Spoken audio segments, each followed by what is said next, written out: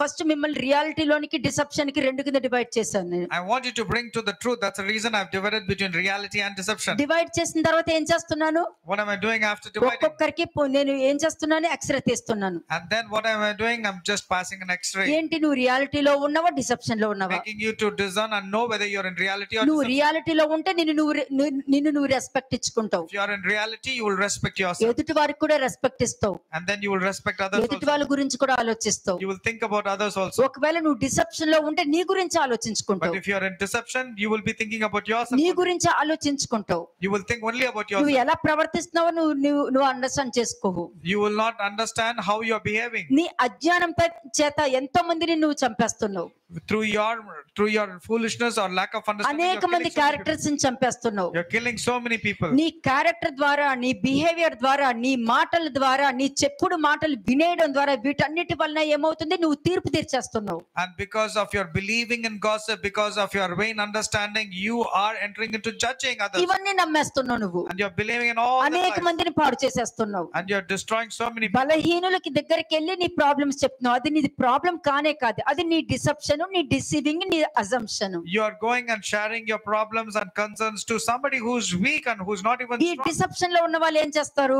And those people who are in deception, what they సగం will do? వింటారు, సగం truth దాచేస్తారు, సగం మాట్లాడతారు. They listen half and they hide the half, and then ఆ they say సగం they వలన నా బోతుని చంపేస్తున్నారు. and because of that half they go about killing Naboth. నువ్వు సగం చెప్పి సగం దాచేసుకున్నావు అని చెప్పి నువ్వు అలుగుతూ మూనుగుతూ పక్కకి వెళ్ళిపోయావు. నువ్వు You are sulking and you are telling only one half of what has happened. కదా, నువ్వు చెప్పి నువ్వు అలిగావు. You said and you were sulking. అక్కడ ఏం జరిగింది? But actually what happened? ఇద్దరు పనికి మాలోళ్ళు ఎత్తుక్కోవడము, You are searching for two scoundrels. బలవంతంగా అతన్ని తెప్పించడము, You are bringing those two scoundrels బలవంతంగా అతని మీద తప్పుడు నేరం మోపడము, and then accusing Naboth అతన్ని for no fault, చంపడము. and then killing him. చంపిన తర్వాత ఏం చేస్తున్నావు? And after killing, what did you do? గుర్రం వేసుకుని వెళ్ళావు. You are very happily riding the horse. దేనికి వెళ్ళావు? What for you went? Naboth స్థలాన్ని పట్టుకోవడానికి వెళ్ళావు. To go and kabza Naboth's place. ప్రవక్త ఎదురైనప్పుడు ఏం చెప్తున్నావు? And then what did you tell to the నా prophet? పగవాడా నేను నీకు చిక్కుకున్నానా అని చెప్తున్నావు. And when the prophet saw and met you on the way, you said, "Oh my అవును. enemy, have you found me?" అబద్ధము చెప్పి, అబద్ధము దాచి, సగము ట్రూత్ దాచి, సగము చెప్పి నిన్ను నువ్వు యెజబెల్ స్త్రీకి అమ్ముకున్నావు కాబట్టి నువ్వు నా చేతికి చిక్కావు అని అన్నారు. Yes, the prophet said, "Yes, you sold yourself to the lies and all kinds of falsehood, therefore I have found you." అందుకంట దేవుడు real, God is real, devil deception, deceiving, but the devil debased mind.